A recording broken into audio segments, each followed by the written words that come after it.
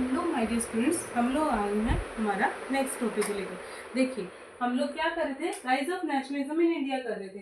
ठीक है, हमने लास्ट क्या पढ़ा था, प्लांटेशन वर्कर्स के बारे में। इसमें क्या पढ़ा था हमने स्टूडेंट्स कि जो प्लांटेशन वर्कर्स है, जब वो सुनते हैं कि क्या हो रहा है, नॉन कॉर्पोरेशन मूवमेंट हो रहा है, क्या हो रहा है, नॉन कॉर्पोरेशन मूवमेंट, तो ये लोग भी क्या करते हैं, ये लोग भी अपना सारा काम छोड़ छाड़ कर भाग जाते हैं। पर इससे पहले हमने एक और चीज पढ़ी थी, क्या लगा होता है इसके ऊपर लगा इनलैंड इमिग्रेशन एक्ट। और इस एक्ट के अंदर क्या था, इस एक्ट के अंदर था कि जो भी वर्कर्स टी प्लांटेशन में आसाम के अंदर काम कर रहे होते हैं ना, वो अपनी परमिशन के यानी कि सॉरी वो ब्रिटिशर्स की परमिशन के बिना कहीं भी नहीं जा सकते, वो था इसके अंदर। बट जैसे इनको पता चलता है कि नॉन कॉर्पोरेशन मूवमेंट चल रहा है, तो ये लोग क्या करते हैं, अपना अपना काम छोड़कर चले जाते हैं।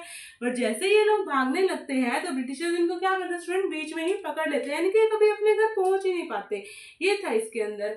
तो इसके बाद क्या होता है, इसके बाद होता है स्टूडेंट एक और मूवमेंट, क्या था वो, इन 1922 की बात है। क्या हुआ, चोरा चोरी इंसिडेंस। ये कहाँ पे हुआ स्टूडेंट, ये हुआ था हमारा गोरखपुर के अंदर। एक जगह थी गोरखपुर के अंदर एक जगह थी चोरी चोरा।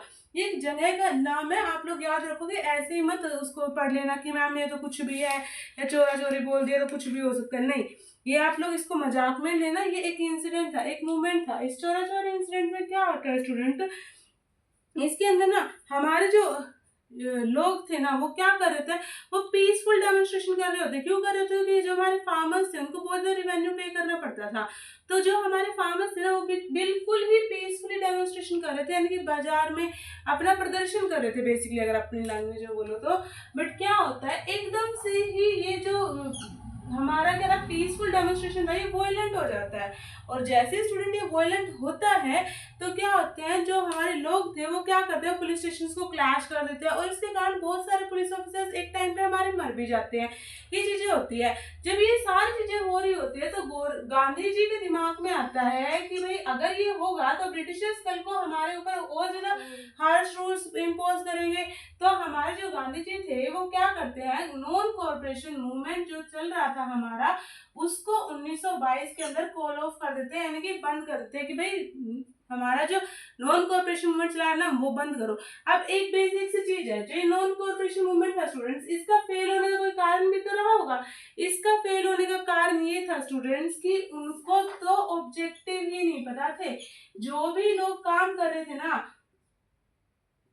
जो भी लोग नॉन कॉर्पोरेशन मूवमेंट में इस टाइम वर्क कर रहे थे, उनको पता ही नहीं था कि उनको एट द एंड अचीव क्या करना है, किस चीज का हमारा ऑब्जेक्टिव क्या निकल के आएगा। इसीलिए हमारा नॉन कॉर्पोरेशन मूवमेंट क्या हुआ स्टूडेंट्स, फेल हुआ।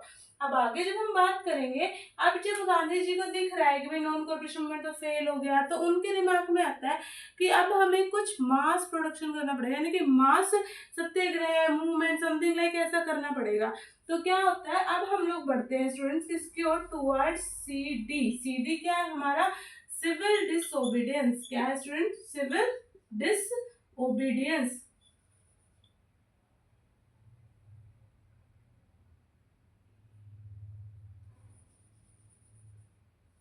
ठीक है, इसके अंदर क्या होता है स्टूडेंट, अब गांधी जी कहते हैं कि हमें चाहिए जो हमारे लोग हैं, जो भी हमारे सत्याग्रही है बेसिकली, वो क्या हो, वो पहले से ही फुली ट्रेंड हो, यानी कि उनको नीड ना पड़े, उनको पहले से पता हो कि हमारा ऑब्जेक्टिव क्या है, हमें कब क्या करना है, कैसे करना है। यानी कि ये चाहते थे कि वी नीड क्या, एक प्रॉपर ट्रेनिंग। किसके लिए, फॉर सत्याग्रही, ताकि हम लोग क्या कर सके स्टूडेंट, मैसिव हमारा जो भी मूवमेंट है, जो भी सत्याग्रह उसको कर सके। जब ये सारी चीजें होती है स्टूडेंट, तो यानी कि गांधी जी तो कह ही रहे थे कि हम लोग क्या करेंगे, सिविल डिसोबीडियंस मूवमेंट को लॉन्च करेंगे। बट हमारे जो कांग्रेस लीडर्स है ना स्टूडेंट, वो इस टाइम मुकर जाते हैं कि भाई हम नहीं कर रहे सिविल डिसोबीडियंस मूवमेंट। क्यों, क्योंकि उन लोगों को ध्यान देना था पूरा का पूरा इलेक्टोरेट के ऊपर। ठीक है, अब जब ये सारी चीजें होती है ना स्टूडेंट्स, तो हमारे बेसिकली देखो, हर किसी के दिमाग में आ रहा है कि जब कोई रिजल्ट नहीं निकल रहा तो हम क्यों पार्ट ले, कल को नुकसान हमारा ही है। तो वही चीज अब इनके दिमाग में आता है कि हमें तो ध्यान देना है भाई किसके ऊपर, काउंसिल मूवमेंट के ऊपर। किसके ऊपर, काउंसिल मूवमेंट के ऊपर। ठीक है, हमें नहीं लेना अब इसके अंदर पार्ट। तो बेसिकली अब क्या होता है, तो हमारे दो कांग्रेस लीडर होते हैं। कौन थे? 2 कांग्रेस लीडर होते हैं। एक का नाम था मोतीलाल नेहरू, दूसरे का नाम था सी.आर. दास। क्या था स्टूडेंट? पहले का मोतीलाल नेहरू, दूसरे क्या था? सी.आर. दास। ये दोनों मिलकर क्या करते हैं स्टूडेंट? स्वराज पार्टी बनाते हैं। क्या बनाते हैं दोनों मिलकर? स्वराज पार्टी। ठीक है।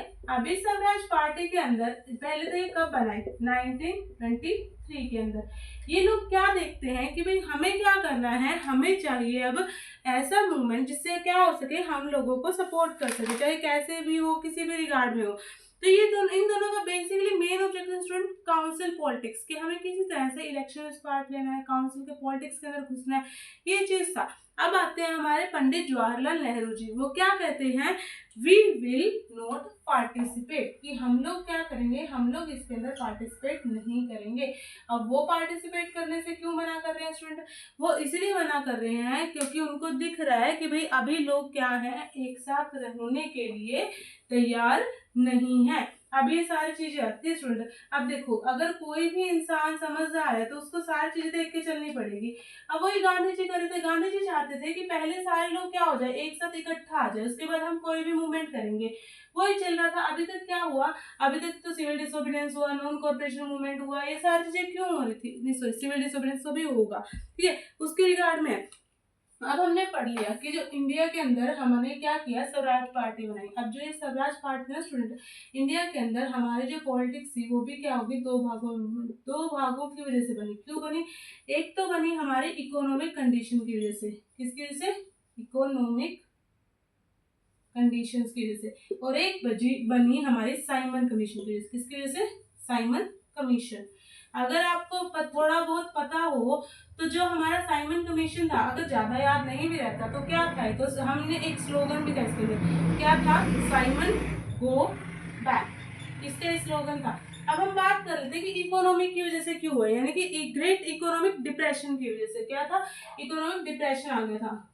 इकोनॉमिक डिप्रेशन क्यों आया था स्टूडेंट? इकोनॉमिक डिप्रेशन इसलिए आया था स्टूडेंट, जो हमारे फार्मर्स थे, जो हमारे किसान थे, उनके जो क्रॉप्स थे ना, उनके प्राइसेस क्या हो गए, क्रॉप्स के प्राइसेस एकदम से गिर गए। ठीक है। जो वो लोग एक्सपोर्ट कर रहे थे वो भी एक्सपोर्ट क्या हो जाता है, एकदम से गिर जाता है। यानी कि जब ये सारी चीजें हो रही है तो क्या होगा, ऑब्वियस सी चीज है, इकोनॉमिक डिप्रेशन ही आएगा। और वही इनके साथ हुआ। अब जब साइमन कमीशन की बात करते हैं तो साइमन कमीशन के अंदर ये क्या बोलता है स्टूडेंट? साइमन कमीशन में क्या था, एक व्यक्ति था टोरी। अब ये व्यक्ति आता है, ये क्या करता है, गवर्नमेंट की तरफ से ना हमारा कमीशन लेके आता है। अब इस कमीशन के अंदर क्या था स्टूडेंट? इस कमीशन के अंदर था, इस कमीशन के अंदर क्या था कि जो भी वहां का कॉन्स्टिट्यूशन है, क्या है, कॉन्स्टिट्यूशन है, उसमें क्या किए जाएंगे, बदलाव किए जाएंगे। अब देखा जाए, आपके दिमाग में आएगा कि मैम अगर कॉन्स्टिट्यूशन में अमेंडमेंट हो रही है तो वो तो हमारे भले के लिए ही होगा, तो हमारे लोग, इंडियन लोग इसके खिलाफ क्यों थे? इंडियन लोग इसके खिलाफ इसीलिए थे स्टूडेंट, जो इसने कमीशन बनाया, तो इस कमीशन के लिए जो कमेटी बिठाई उसमें रखे इसने 7 मेंबर्स। कितने मेंबर्स रखे? 7 मेंबर्स। और ये 7 के 7 मेंबर स्टूडेंट्स कौन थे? ब्रिटिशर्स थे। अब थोड़ा थोड़ा समझ आने लगा क्यों? अब देखो, हमारा कॉन्स्टिट्यूशन कल को यूज हमें करना है, बना कौन रहा है? ब्रिटिशर्स बना रहे हैं। कल को कुछ अमेंडमेंट कर रही है, 7 के 7 मेंबर कौन है? ब्रिटिशर्स है। तो हमारे इंडियंस तो खिलाफ होंगे ही ना। और वही हुआ, हमारे इंडियंस इसके खिलाफ हो गए।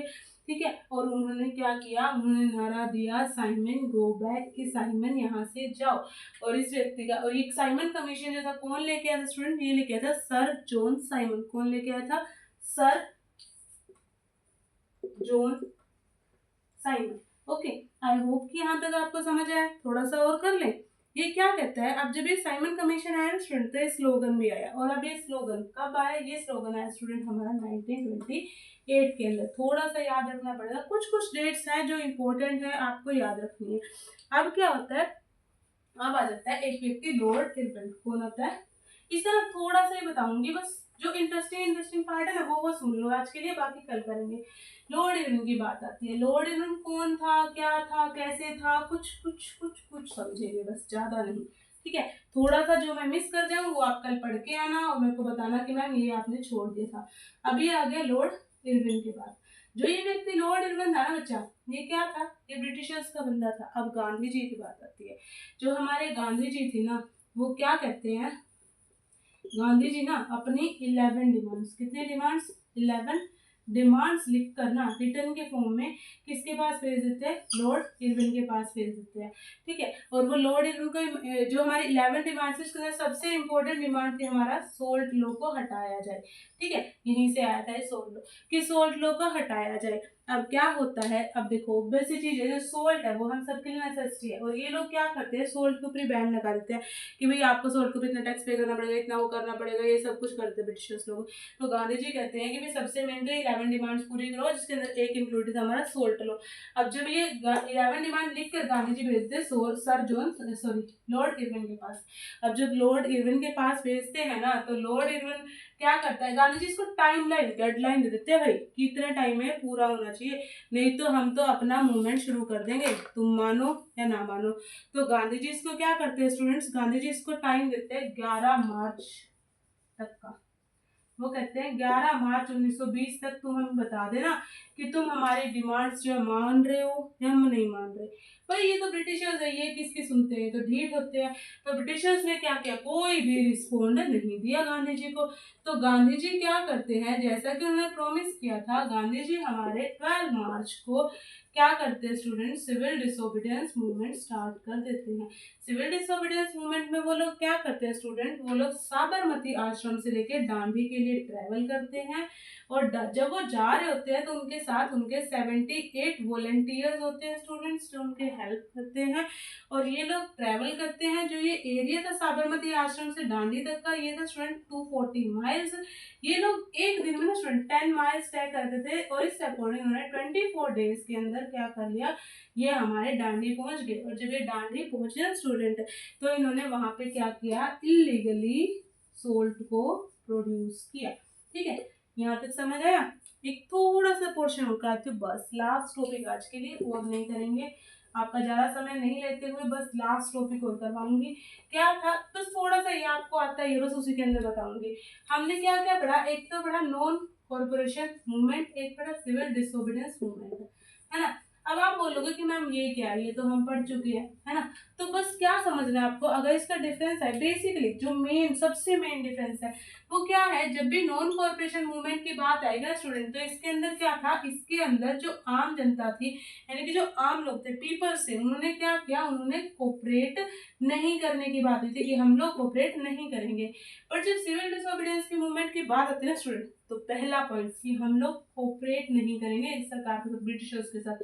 और सेकेंड पॉइंट कि हम लोग रूल्स जो हैं या जो इनके लॉज हैं उनको भी क्या करेंगे, ब्रेक करेंगे। याद रखना, नॉन कॉर्पोरेशन मूवमेंट ने कभी भी लॉज को ब्रेक नहीं किया जाता, बट सिविल डिसोबीडियंस मूवमेंट की जब बात आती है तो लोग ब्रेक किया जाता है।